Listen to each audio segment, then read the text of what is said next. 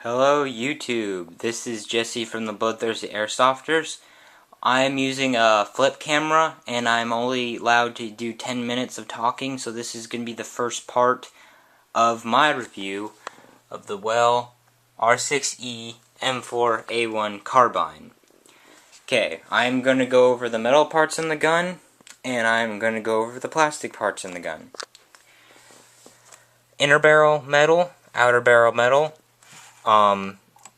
sling mount metal, flip up front sights metal, inner barrel in here is metal, magazine metal, 350 high capacity mag is the wind. I have a mag pull on it. The trigger is metal. The selector switch is metal. Selector switch is metal. It has a nice click to it. That's what I like. So you know what you're on. Safe, semi, auto. And what's the cool thing about this is that on the other side, whenever you switch it, it switches it over here too. So you can see safe, semi, and auto. Switches it. The front, the back sights on it is the hand grip. It is all metal, which is surprising. You have your windage and elevation right here, right there, and then you have long distance, short distance. I keep it on short distance. These things come off right here, the bolts, and it exposes the RAS rail, which is metal. It is all metal. The buffer tube, oops, sorry, hold on. The buffer tube right here is all metal, and the buffer tube goes all the way into the gun right until right here, so it's really secure. And that is probably it about all the. Oh, the gearbox is a version 2 gearbox, fully metal gearbox.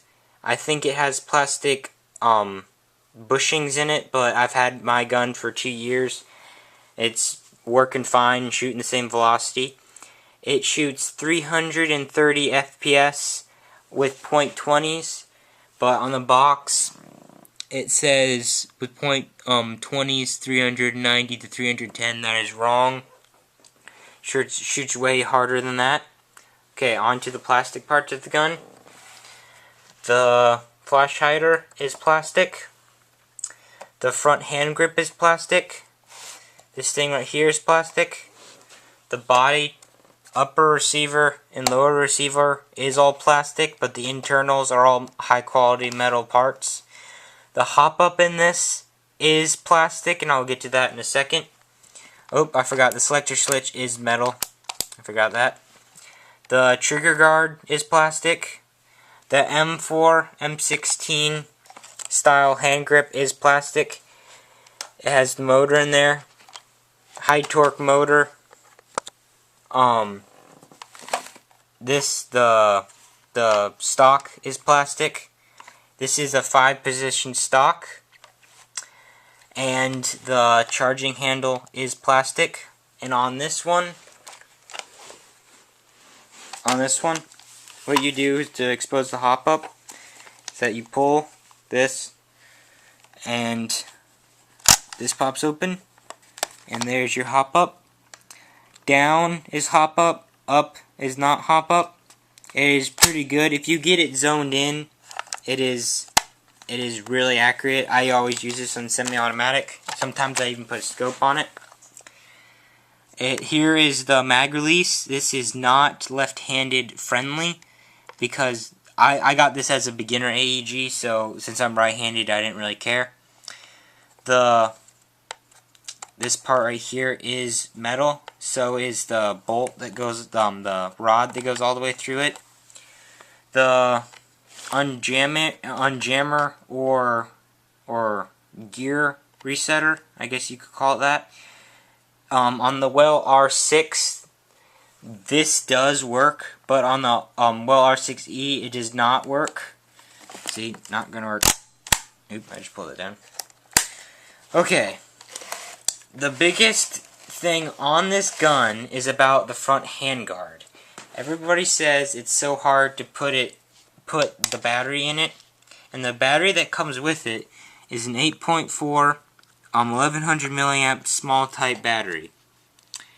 The rate of fire is okay on it. It's not the best, but it's pretty good. Yeah, the front sling mount here, and then back sling mount right here. Forgot about that, sorry. To get the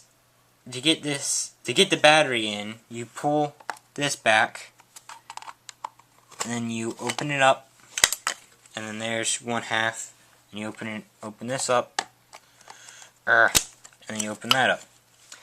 Mine, when it came with, it has the connectors on the bottom.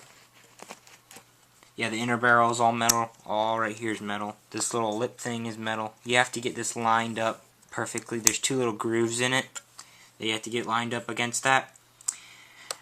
When mine came with, this thing right here, see how it has little things sticking up? This is where you put the battery.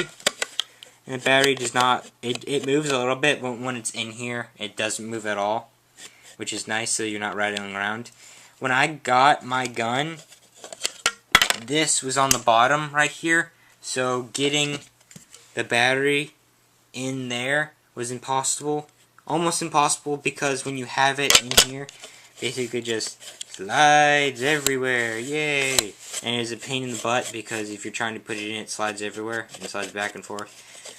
With this right here, these little things, it fits an 8.4 really nice, and if you want to get a 9.6 in here, all you have to do is switch it, and all you have to do to put it back here is put it together and put it back. I will show that later, but it is kind of hard to do it with one hand. It is a really nice gun for the price. I got it at airsplat.com for $70, and it was on sale, which is pretty nice. I have a mag pull on it, and it's actually really nice. This is actually the sling that came with it. So if you want to see a review on how I made that, I will show you. There's thousands of views of how to do it, but I will show you how I do it. It is kind of a interesting process. I think I haven't seen it on YouTube, so I was going to put it up. And one thing I was going to say about this gun is that the front sling mount, it flies around everywhere and hits everything. So when you're running, you hear this tink, tink, tink, tink, tink. Well, there is a screw on this side. All you need to do is tighten up that screw right there, and this thing does not move anywhere. Or you can loosen it a tiny bit, like if you tighten it all the way up, it stays there. It's not moving like I have.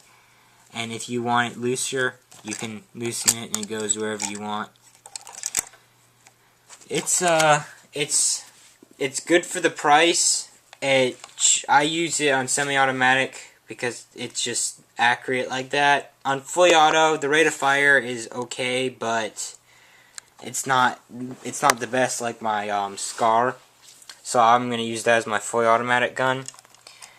And that is, I guess, that is my review of the Well R6E M4a1. Bye guys.